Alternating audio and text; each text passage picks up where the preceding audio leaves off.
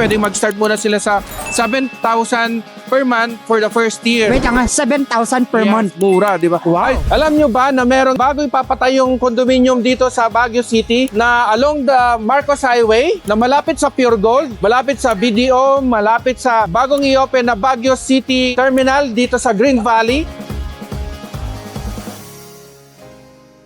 Sir, sa tanong ko lang, ano yung property dito? Anong pangalan nito? Ito yung bagong ipapatayo na condominium which is Terra Pines Residences. Maliban dito sa along the highway ng Marcos Highway, syempre 24/7 yung tubig, maluwang yung parking space, malapit sa Pure Gold, malapit sa BDO. Kung makikita nyo, yun doon sa likod, overlooking view, makikita yung fog. Aside from doon sa klima, siyempre ang ganda ng klima. Hindi mo na kailangan ng aircon. Malamig talaga dito.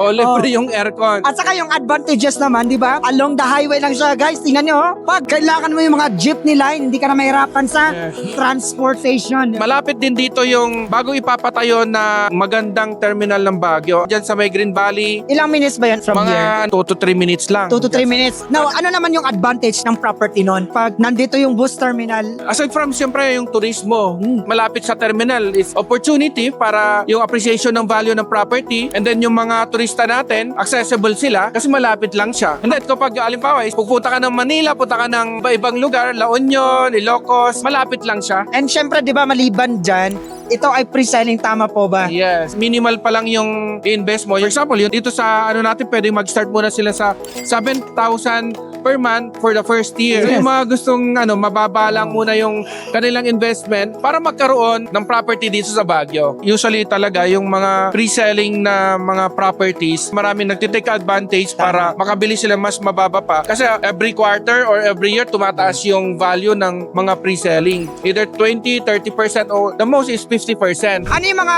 potential pa sa property to? Like sabihin natin 2 to 5 years from now. Siyempre mga 2 to 5 years, tumaas na yung appreciation value. Tapos pwede mong ipa-transient o kaya kung may anak ka nag-aaral sa UB, SLU, UP o UC, 7 to 8 minutes lang. One ride lang siya papunta sa schools. Yun, no? So yan, sa mga nanonood dyan at sa mga gusto talaga na magkaroon ng sarili ng property, ayan, PM ka lang dyan sa baba or mag-comment ka. At pag makita namin yan, syempre, sasagot kami sa inyo.